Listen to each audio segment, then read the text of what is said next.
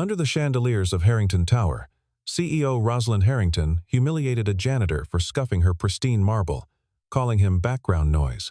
Minutes later, her billionaire father, Arthur, collapsed at the gala.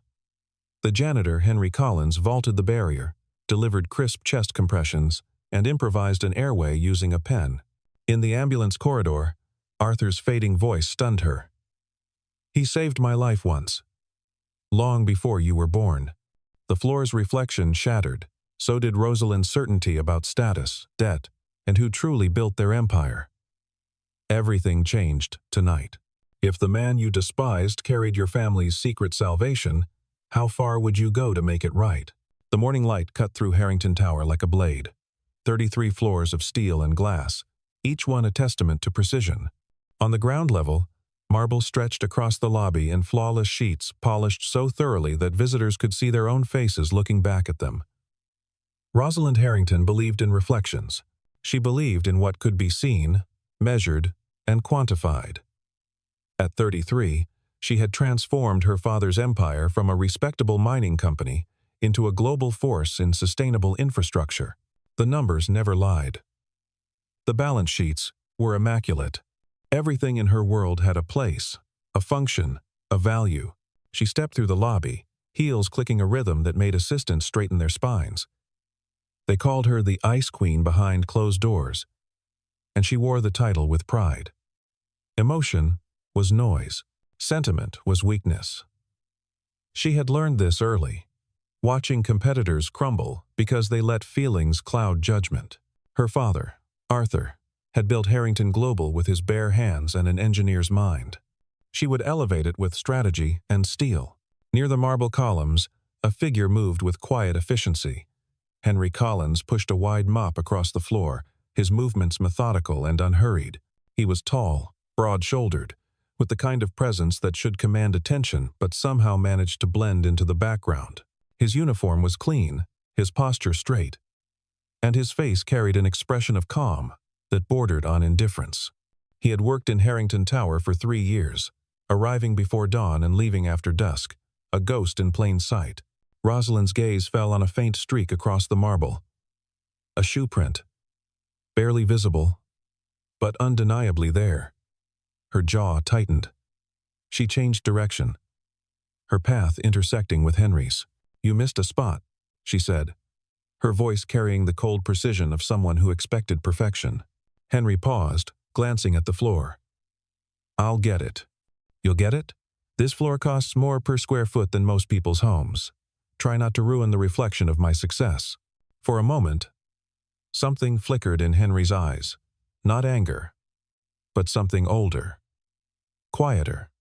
He looked at her directly, and when he spoke, his voice held no challenge, only a simple truth.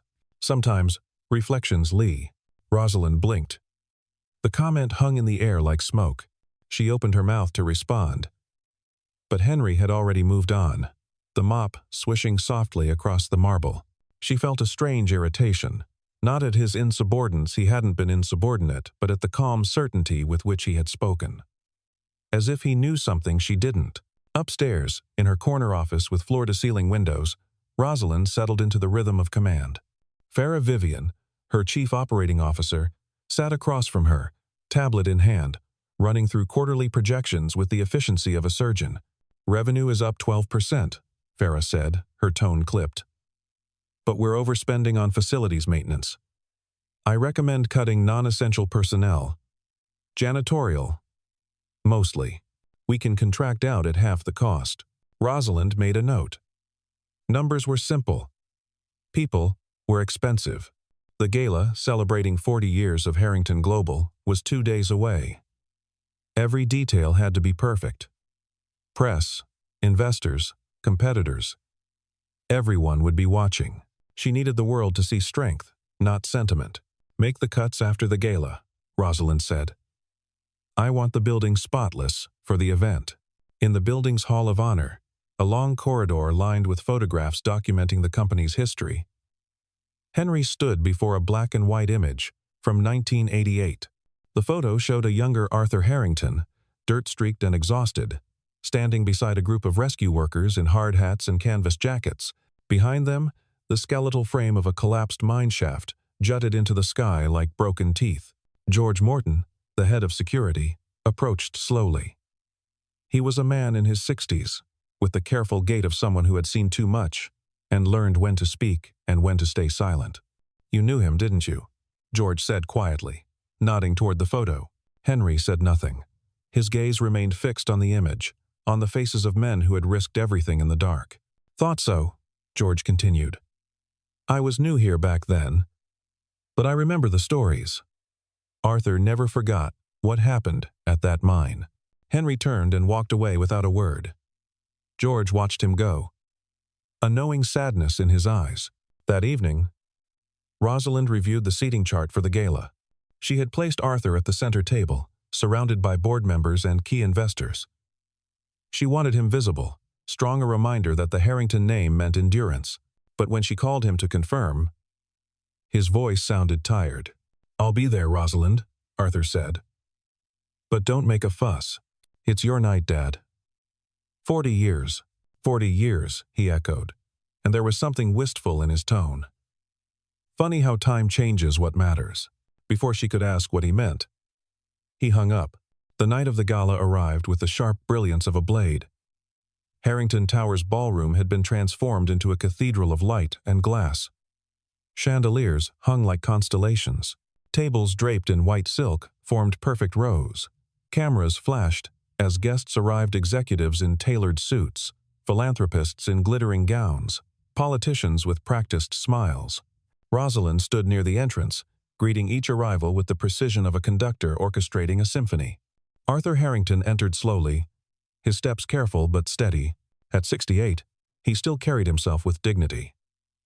Though the years had carved lines into his face and stolen some of the color from his eyes, he wore a dark suit and a modest tie, refusing the flashier options Rosalind had suggested. Humility, he had always said, was a forgotten virtue. Near the service entrance, Henry moved quietly among the staff, ensuring water pitchers were full and spills were addressed before they became problems. He wore the same calm expression as always, his presence a shadow among the light. Across the room, another figure made his entrance. Damien Cross strode in with the confidence of someone who believed the world owed him attention. He was tall and gaunt. His frame stretched thin over sharp bones. His hair, a slicked-back sweep of pale blonde, gleamed under the lights. His eyes, cold gray, scanned the room with predatory calculation. He wore a silver-gray suit that must have cost a small fortune, and on his wrist, a diamond-encrusted watch caught the light with every gesture, a deliberate display of wealth. Damien approached Rosalind with a smile that didn't reach his eyes. "Rosalind. Stunning event. Your father must be proud." "He is," she said coolly. Damien was the CEO of Crosstech, a rival firm that had been nipping at Harrington Global's heels for years. His presence tonight was strategic, a calculated show of respect that meant nothing. 40 years is quite an achievement, Damien continued, his gaze drifting toward Arthur. Not many survive that long in this industry, especially with all those old skeletons in the closet. Rosalind's expression didn't change, but something cold settled in her chest. "We've built our reputation on transparency." Damien's smile widened. "Of course. I'm sure the past has been very thoroughly managed." Before she could respond, the lights dimmed. Rosalind took the stage, her voice clear and commanding as she addressed the crowd.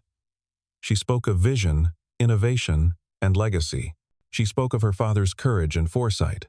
She spoke of a future built on the foundation he had laid. Arthur listened from his seat, a faint smile on his lips.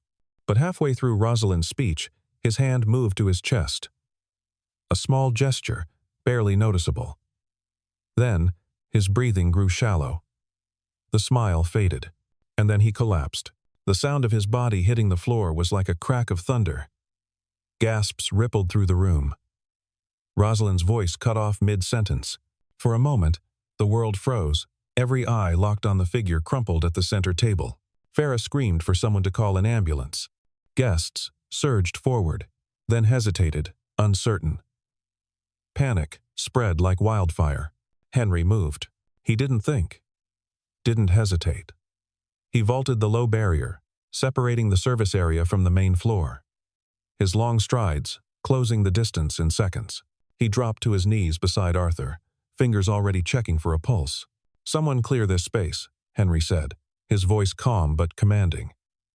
People stumbled back. He placed his hands on Arthur's chest and began compressions precise, rhythmic, exactly 100 per minute.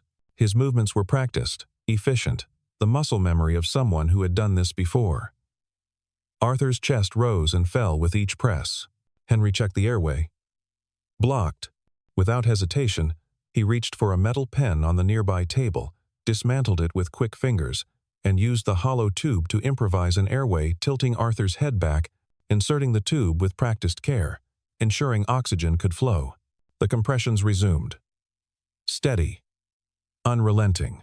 Rosalind stood frozen at the edge of the crowd, her mind struggling to process what she was seeing. This was the janitor, the man she had mocked, the man whose job she had planned to eliminate, and he was saving her father's life. The ambulance arrived in minutes. Paramedics rushed in, and Henry stepped back without a word, fading into the crowd as the professionals took over. Arthur was loaded onto a stretcher, an oxygen mask over his face. Rosalind followed in a daze, her heels clicking frantically against the marble as she ran toward the exit. Before she left, she turned back once. Her eyes found Henry in the crowd. He stood still, his expression unreadable. A towel in his hands, where blood from Arthur's lip had stained his sleeve. "Who are you?" she whispered, but he was already gone. St. Helena Hospital smelled of antiseptic and quiet desperation. Rosalind sat in a hard plastic chair outside the intensive care unit, her hands clasped tightly in her lap. Farah had stayed behind to manage the gala's aftermath.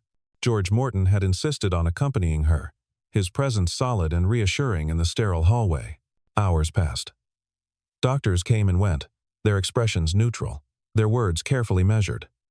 Arthur had suffered a severe cardiac event. They had stabilized him, but he was weak. Very weak. When they finally let her in, Rosalind barely recognized the figure in the bed. Arthur looked small beneath the white sheets, his skin pale, his breathing assisted by a maze of tubes and monitors. She pulled a chair close and took his hand, tears burning in her eyes. "Dad," she whispered. "I'm here." Arthur's eyes fluttered open. For a moment they seemed unfocused. Then they sharpened, locking onto her face. His lips moved, forming words she had to lean in to hear. "Where's Henry Collins?" Rosalind froze. "The janitor?" Arthur's grip on her hand tightened, surprisingly strong. "The man who already saved me once." Her mind reeled. "What are you talking about?" Arthur's gaze drifted to the ceiling, as if seeing something far away. 1988. The mine collapse.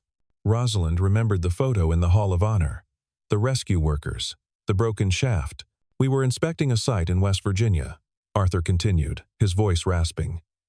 "There was an accident. Structural failure. I was trapped in a shaft 60 feet down. The air was thick with dust, and the supports were failing. I thought I was going to die down there." He paused, drawing a labored breath. Then someone came. A young man from the rescue team. He tied a rope around himself and climbed down into that hell. The walls were shifting. The whole thing could have come down on us both. But he didn't stop. He pulled me out just before the secondary charges detonated. Rosalind's throat tightened. "Henry." Arthur nodded weakly. "I tried to find him afterward. Wanted to thank him properly, give him something, anything. But he disappeared, refused all recognition. The only reason I knew his name was from the team roster." He looked at her directly now, his eyes fierce despite his weakness. "I never forgot him. And tonight, he saved me again." Tears spilled down Rosalind's cheeks. "Why didn't you ever tell me?" "Because he didn't want to be found. I respected that. But I never stopped looking." Arthur's hand trembled in hers. "Greatness isn't loud, Rosalind. It doesn't demand a stage. Some of the best people I've ever known worked in the shadows, expecting nothing." She thought of the marble floor, the polished surface, The reflections that showed only what people wanted to see. Arthur's voice dropped to a whisper. Protect him. The machines beeped softly.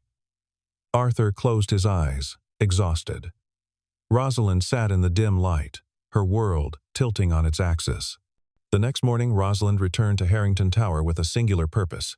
She went directly to Human Resources and pulled Henry Collins' file. The information was sparse: address, start date, basic credentials. But there were gaps. Large, deliberate gaps. His employment history before 1995 was sealed. Entire sections were marked restricted. She called George Morton to her office. I need to know everything about Henry Collins, she said without preamble. George leaned back in his chair, his expression thoughtful. You saw the photo in the Hall of Honor. My father said Henry saved him in '88. Is it true? George nodded slowly. I wasn't there, but I heard the stories. Henry was part of an elite rescue unit specialized in high-risk extractions, mining disasters, building collapses, confined space rescues. The kind of work that doesn't make the news because most people don't survive to tell the story. Then why is he working as a janitor? That, George said quietly, is a question only he can answer. Rosalind found herself in the building's lower levels later that day, a place she rarely visited. The maintenance areas were dimly lit. Utilitarian, no marble floors, no chandeliers. She found Henry in a storage room, methodically organizing cleaning supplies. His movements were precise, economical, as if even this simple task deserved his full attention. Henry, she said from the doorway. He turned, surprise flickering across his face before settling back into calm neutrality. Miss Harrington, I wanted to. She hesitated. The words felt foreign in her mouth. Thank you for what you did. Just instinct, he said, turning back to his work. That wasn't instinct. That was training. Elite training. Henry's hands stilled on a bottle of cleaner. He didn't look at her. My father told me about the mine, Rosalind continued. About '88. For a long moment, Henry said nothing.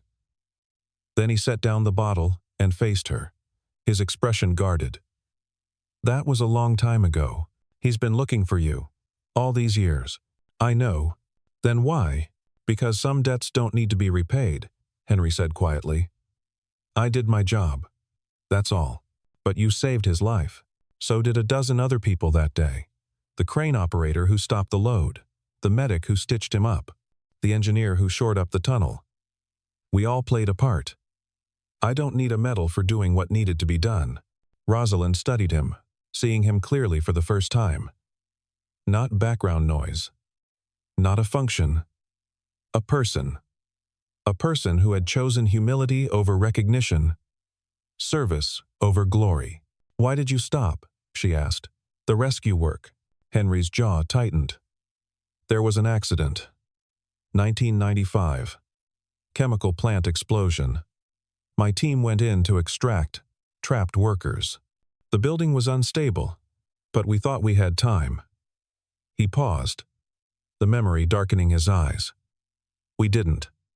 Secondary blast brought down the east wing. 3 of my team didn't make it out. I'm sorry. I made the call to go in, Henry said. I live with that. Rosalind felt something crack inside her, some brittle certainty about how the world worked. You still saved people, and lost others. He met her gaze. So, I stepped back. Found a quieter life. Turns out, keeping floors clean is just as necessary as pulling people from fire, just less dramatic. She wanted to argue, to tell him he was wasting his skills, but the words died in her throat. Because he was right. There was dignity in any work done well. She had forgotten that. Later that evening, Rosalind sat alone in her office, staring at the city lights beyond her window. Her phone buzzed. Farah. We have a problem, Farah said without preamble. Stocks dropping. Someone's shorting us. Who? Crosstech. Damian Cross is making noise about environmental liabilities from our old mining operations. Specifically, the '88 site. Rosalind's blood went cold. What kind of noise? He released a white paper this afternoon claiming we covered up casualties, that there are documents proving negligence. The press is eating it up. Rosalind pulled up the report on her screen. The accusations were detailed. Specific. Too specific. Someone had access to information that should have been sealed. "This is a smear campaign," Rosalind said. "We conducted a full investigation after the collapse. The findings were public. Public doesn't matter if perception says otherwise." Farah replied. "The board is panicking. They want a scapegoat. Someone to throw to the wolves to make this go away. Who are they suggesting?" Farah's pause was answer enough. "Henry," Rosalind said flatly. "He was there in '88. He's been accessing restricted files in our archives. If we position him as a disgruntled employee trying to sabotage us, we can spin this. He saved my father's life, and that buys him exactly nothing if this company goes under. Rosalind, be practical. We can't let sentiment— No." The word came out sharper than she intended. "We're not doing this." "Then what do you suggest?" Rosalind stared at the white paper on her screen, her father's words echoing in her mind. "Protect him. Give me time," she said. "I'll figure something out." But time was a luxury she didn't have. By morning, video footage had surfaced, grainy security camera footage showing Henry in the company archives late at night, pulling files from sealed cabinets. The caption on the anonymous post read, "Janitor caught destroying evidence of Harrington Global cover-up." It was a lie, a carefully constructed lie. But on the internet, truth moved slower than outrage. Henry was suspended pending investigation. Rosalind watched from her office window as he left the building. His shoulders straight, his face impassive. No protests, no anger, just quiet acceptance. She wanted to scream. That evening, Rosalind did something she had never done before. She went to Henry's home, a modest apartment in a working-class neighborhood, the kind of place where people knew their neighbors and looked after each other. She knocked on the door, her heart pounding. A young girl answered, maybe 9 years old, with bright eyes and a science textbook tucked under her arm. "Can I help you?" "I'm looking for Henry Collins." "Uncle Henry," the girl called over her shoulder. "Someone's here." Henry appeared in the doorway, surprise crossing his face. "Miss Harrington, can we talk?" He hesitated, then stepped aside. The apartment was small, but immaculately kept. On the walls hung framed certificates, commendations for bravery, rescue operations, lives saved. A shelf held a battered pair of rescue gloves, still stained with old soot. A black and white photo showed a younger Henry in gear, standing with his team. The girl Audrey, Henry explained, was his niece. His sister had passed away 2 years ago, and he had taken her in. They were working on a school project about the solar system. Rosalind sat on the worn couch, feeling out of place in her tailored suit. "I'm sorry about the suspension. It's a setup, I figured." Henry's tone was matter-of-fact. "I'm going to fix this. I just need you to trust me." "Why?" Henry asked. "You have everything to lose by defending me, because my father asked me to protect you. And because you're right, sometimes reflections lie. I've been staring at the wrong things." Henry studied her for a long moment, then nodded. "What do you need?" "The truth," Rosalind said. "All of it. Everything that happened in '88. Henry glanced at Audrey, who was pretending to focus on her homework while clearly listening. He gave her a small smile, then turned back to Rosalind. "The mine collapse wasn't an accident," he said quietly. "The company running the site, a subcontractor, cut corners on the blasting charges to save money. Faulty detonators, improper spacing. When the charges went off, the whole shaft came down. Your father and 2 engineers were trapped. We knew we had minutes before the structure failed completely. And you went in. My team went in. I was just the one who reached him first. We pulled all 3 out, but barely.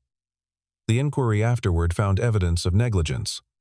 But the contractor paid settlements, and the case was closed. Your father wanted a full criminal investigation, but he was overruled by the other stakeholders." "Who was the contractor?" Henry's expression darkened. "A man named Damien Cross." The name hit Rosalind like a physical blow. Damien was responsible? He was a junior project manager at the time, working for his father's firm. He signed off on the faulty equipment. After the collapse, his family used their money and connections to bury the story. I tried to testify, but I was threatened, warned that if I didn't disappear, there would be consequences. He held up his hands, showing faint scars across the knuckles. I chose to disappear. Rosalind felt rage burning in her chest. He's behind this. The smear campaign. The video. He's trying to destroy us before we figure out the truth. Can you prove it? Not yet, but I will. The next day, Rosalind called George Morton and Finn Walker, a freelance investigative journalist who had covered the mining industry for decades. They met in a secure conference room, blinds drawn. I need everything on the '88 collapse, Rosalind said. Files, footage, testimonies, anything that connects Damien Cross to the negligence. George produced a keycard. There's a secondary archive in the sub-basement. Files the board didn't want in the main system. I've had access for years, just never had a reason to look. Finn leaned forward, eyes sharp. I tried to investigate this in 2010. Got a call from a lawyer telling me to drop it or face a defamation suit. I always knew there was more to the story. They worked through the night. The archive was a tomb of paper and dust, boxes stacked floor to ceiling. They found blueprints, inspection reports, incident logs, and buried in a box marked Closed Investigations, they found a mini DV tape labeled Site Survey March '88. Finn had equipment to restore old footage. They watched in silence as the grainy video played. It showed a younger Damien Cross, his hair already slicked back, standing beside an older man in a hard hat. They were inspecting explosive charges, and Damien's voice came through the static. Use the cheaper ones. We're already over budget, the older man protested. Damien cut him off. My father doesn't pay for mistakes. Make it work. The footage ended. The room was silent. That's him, George said quietly. That's our evidence. Finn copied the footage, cross-referencing it with technical logs that showed the improper charges were installed. They built a timeline, a chain of custody, an ironclad case. Rosalind called a press conference for the following afternoon. She didn't inform the board, didn't ask permission. This was her decision, her responsibility. Damien Cross held his own press conference that morning, a preemptive strike. He stood before a wall of cameras, his diamond watch glinting, his smile sharp. Harrington Global has spent decades hiding the truth, he announced. They hired a janitor to destroy evidence, and when he was caught, they tried to silence him. But the truth always comes out. The reporters ate it up. Flashbulbs popped. Questions flew. Then Rosalind walked in. The room went silent. She didn't wait for permission, didn't hesitate. She walked straight to the podium, George and Finn flanking her. A screen behind her flickered to life. You want the truth? Rosalind said, her voice cutting through the room. Here it is. The video played. Damien's face filled the screen, his voice damning him with every word.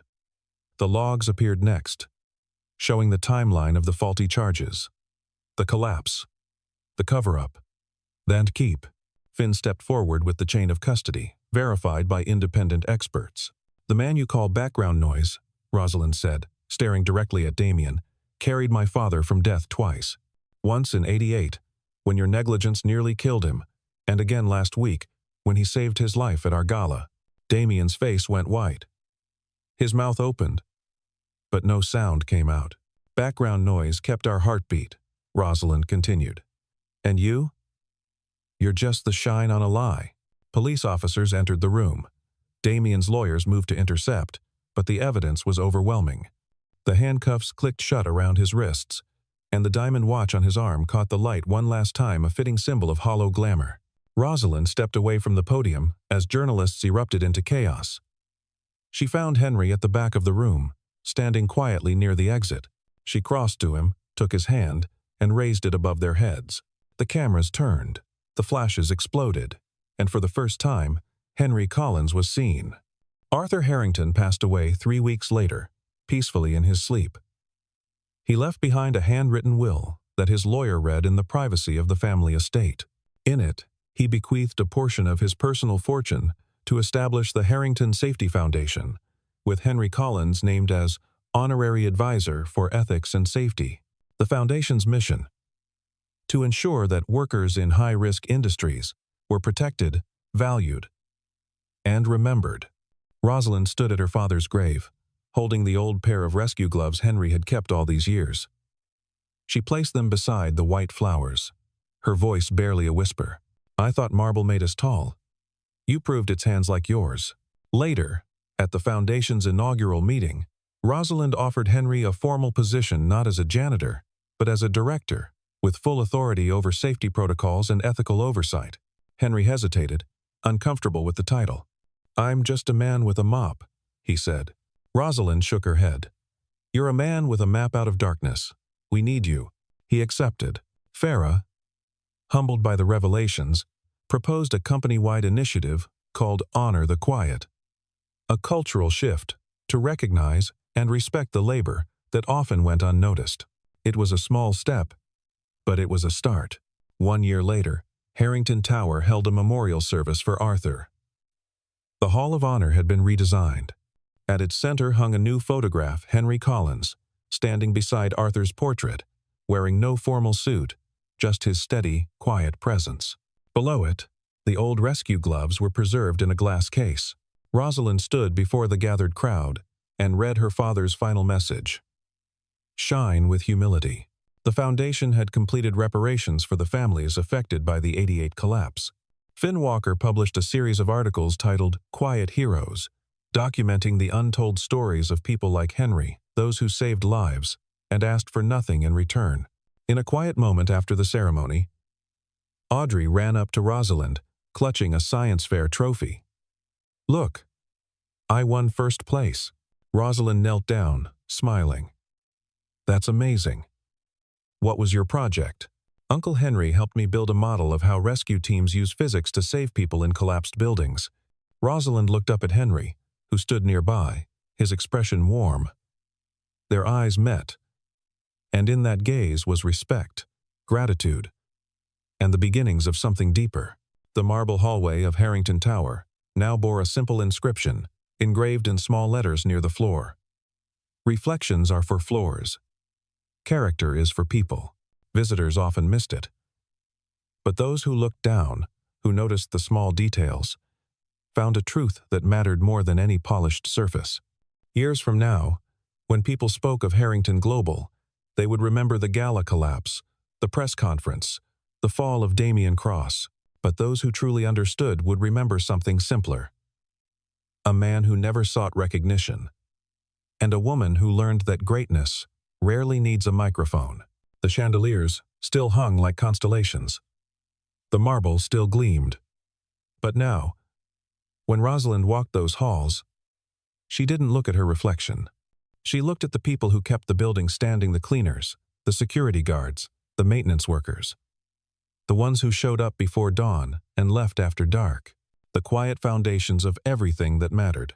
And sometimes, late at night, when the tower was empty and the lights were low, she would stand in the Hall of Honor and read the inscription her father had left in his will, now carved into the wall beside Henry's photograph.